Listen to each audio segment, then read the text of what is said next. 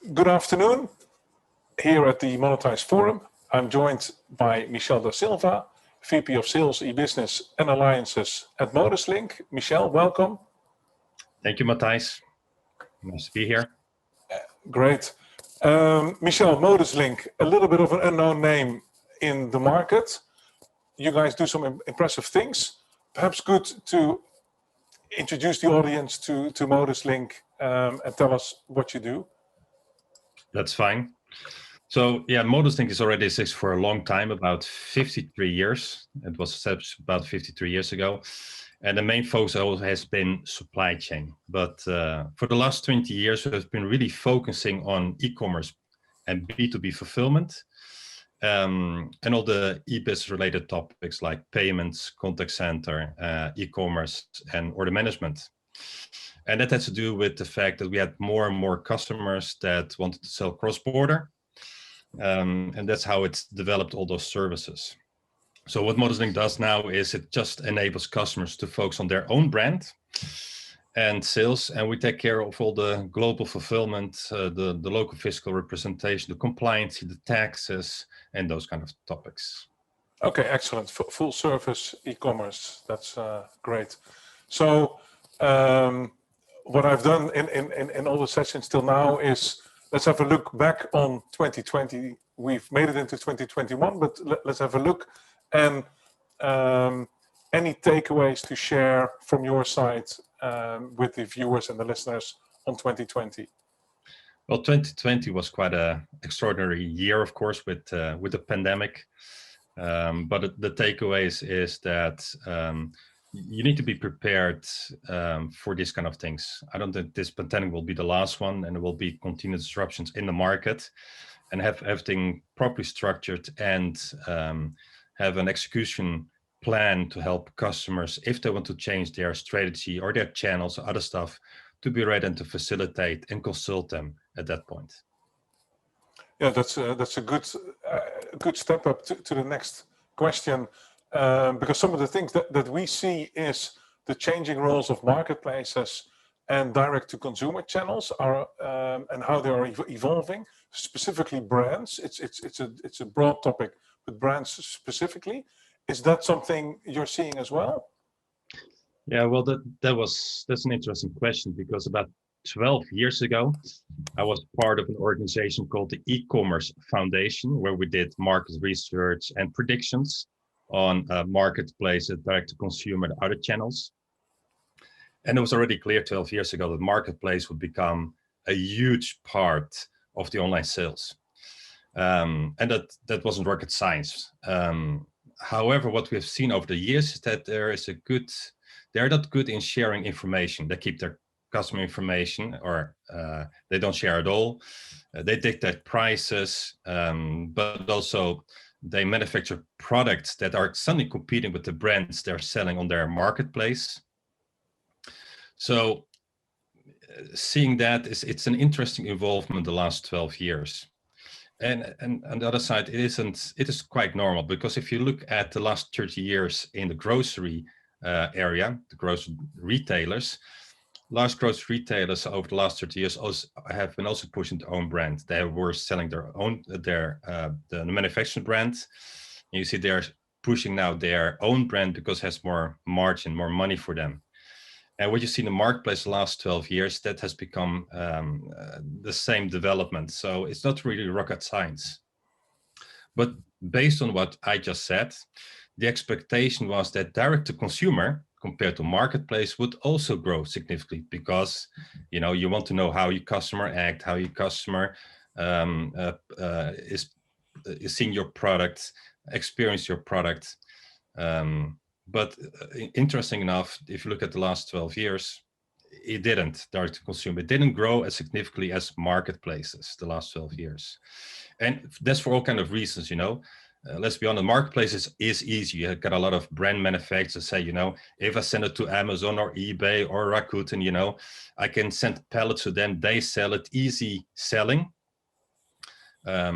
But also things like channel conflict, lack of knowledge, internal politics. Should we sell products ourselves online or not? So that has been a very interesting development marketplace compared to direct to consumer. I would have expected 12 years ago that direct to consumer would grow as significant as marketplace. It didn't, but it has grown. And what you see now with the pandemic is companies, brands are forced to sell online.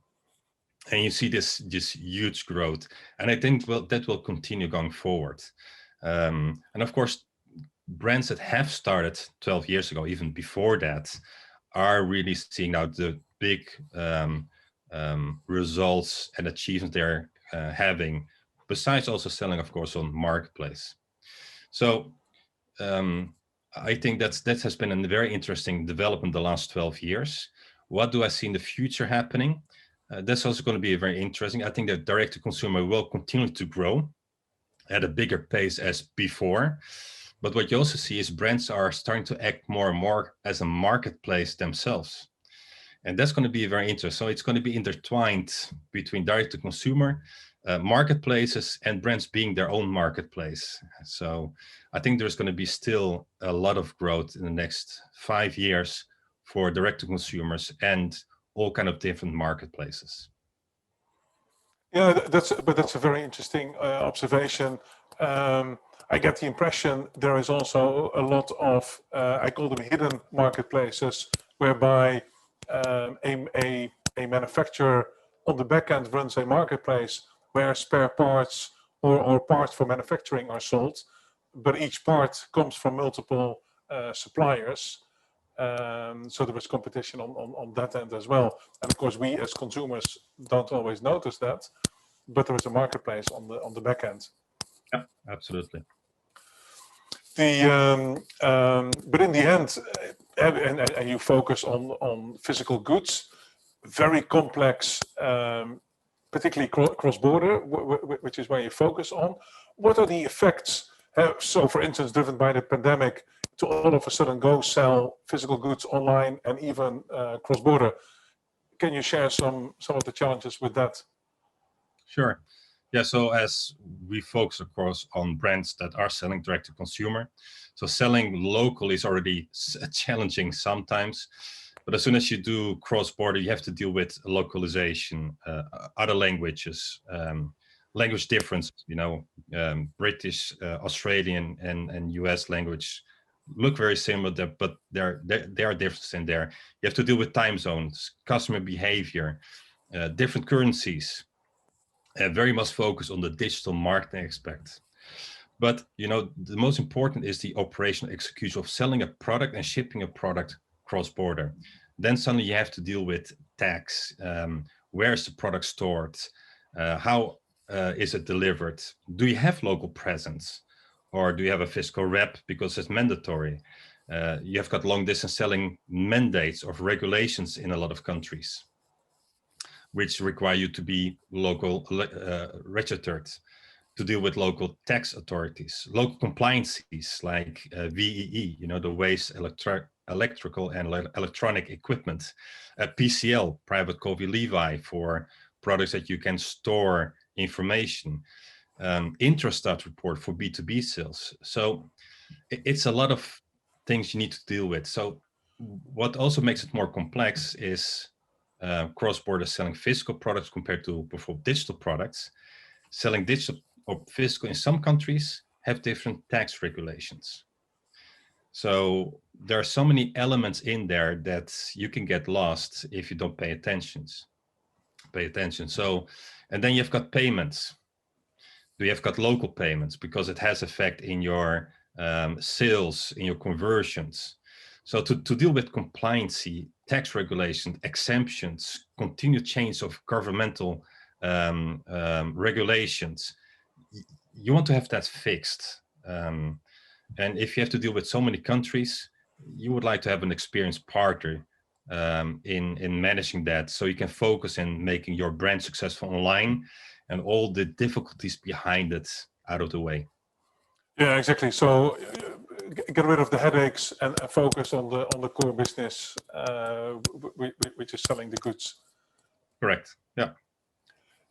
Any specific country or example of where it is especially difficult, or lots of specific regulations, as you said, with carrying information and things like that?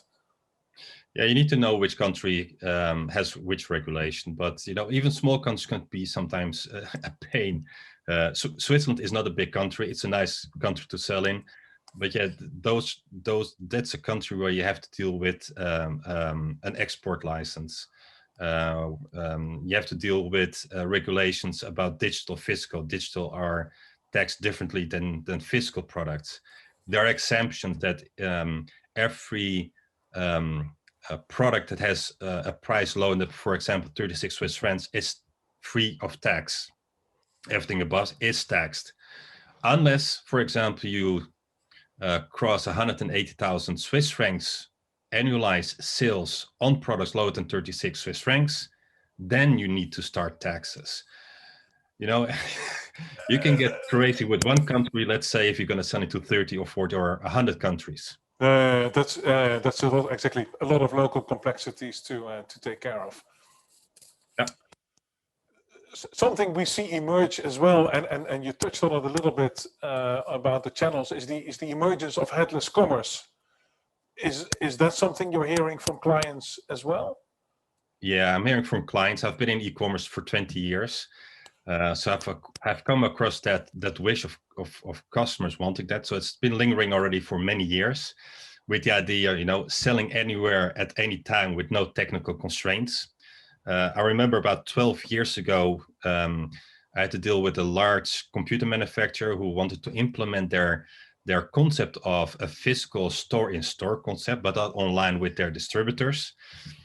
And at that time, without the technology that we have currently, and to deal with homemade CMS, the front end, the content management system, that was a nightmare to get it done. It was actually impossible. But there was already this wish of selling on other sites, not only the corporate sites, but also other areas. So, and now with e-commerce vendors offering more and more headless commerce, with the technology that you have now, content management systems that are easily being integrated without all those hassle limitations from the past. Yeah, selling anywhere at any time is becoming more and more a reality, and it makes sense with the market we are in, the development now. Selling on an event, for example, why is that not possible? If you have an event like this one, why can't you create on the website as a vendor a small area where you can promote and sell your products, or on kiosks or on distributor sites? The flexibility that you can sell on any web content management or presentation layer, yeah, that's going to be the future. True. I guess it's also the rise in general of microservices or APIs that have made this possible, or have accelerated that. Yeah. Yes, that's correct. Yeah. And do you see a split between B2C and B2B, either when it comes to headless, or also the effects of the pandemic? I think you do more B2B than B2C. No, we do more B2C than B2B. We do B2B. We do more B2B fulfillment than B2C fulfillment. On the e-commerce side or the eBusiness side, we do more B2C. We do have B2B customers, and that's exactly the same. Yeah, they are growing significantly. B2B is growing tremendously because they're behind from B2C. So you see a lot of development going there. But yeah, also those B2B customers want to sell on any presentation layer they can get their hands on or can access to. So I think for the next couple of years, the growth and development will be parallel to each other. Yeah, and I think during the pandemic, both B2C and B2B had the same challenge. In many cases, the channel was closed, so they had to go direct. And I think B2B was less online than B2C, so moving online. But still, yeah, it's a challenge. Yeah. So on payments, you touched on it already, but it's also an area that is innovating very, very rapidly. We see a lot of changes there. How how important is that to keep up with that, and how much headache is that causing? Well, it is more important. It's just, customer experience, customer expectation, ease of use is more important. And if you have a credit card, or you can pay with PayPal or any electronic wallets, that's something from the last couple of years, that development, Apple Pay, Google Pay, just out of convenience, and that will become more and more like install payments that people can pay in per month sections, or get credit limits so they can buy on credit, especially for the larger products or more expensive products. That's something you cannot stop. That convenience is becoming more and more. Now, there is some difficulties of local legislation. Of course, if you provide credit to end consumers, you need to have certain documents like PSD2 regulation, bank license, those kind of things. But you see a lot of companies jumping in that area, getting the license, getting technology, getting the integration. So at a certain point, you can integrate to a lot of companies that offer those services, and to the convenience of your consumer in buying at a certain way he or she likes to do. And it all raises conversion and more sales. Yeah, exactly. But yeah, another headache if you're going online and then look at it per country. That's again a lot of complexities, and as you rightly pointed out, regulated, not regulated, very very difficult. That's correct. Yeah. You said installment payments, buy now, pay later. Is that something you see on the B2B side as well? Sort of, and then it's more working capital type financing. Yeah, absolutely. Yeah, normally they would go to a bank, get that resolved, and you see now more banks, more and more web banks, I call them, that have that technology to offer that specific solution to a B2B customer. Yeah, interesting. And again, that's also part of driving conversion, of course. Yeah. So, I think all of this would not be possible without partnerships. How important are partners for ModusLink? Extremely important. If we want to deliver all those services, we need partners on the technology side. That can be e-commerce platforms where we partner very closely with comes like BigCommerce, with Shopify. That lists a little bit longer, which we're expanding currently. I mean, those are the partnerships. They have the technology, and that's how we integrate. Some of them we do implement as long as it's not complex. But further, it's just partnerships on that area. And the same with the technology behind it. Payments is nice, but as you already mentioned before, install payments, very localized solutions. There are so many technology providers. Doing it yourself is not possible. You need to partner that as well. All the investment that you need to do it yourself, it's just not possible. And you see a lot of partnerships in companies like system integrators who come across those kind of questions, but are not familiar with the complexity of technology behind it. We work, for example, also with Accenture on some of those elements. They come across so many complex topics selling cross-border that they are also partnering with companies like us. Yeah, exactly. That's probably not a day-to-day activity for them. Yeah, so same value prop, outsource the complexity. Correct. Yeah. Michel, it's been great catching up. I'm afraid our friend, the time is knocking on the door. Time has run out.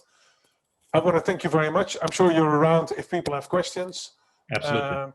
Excellent. Thank you very much. Thank you.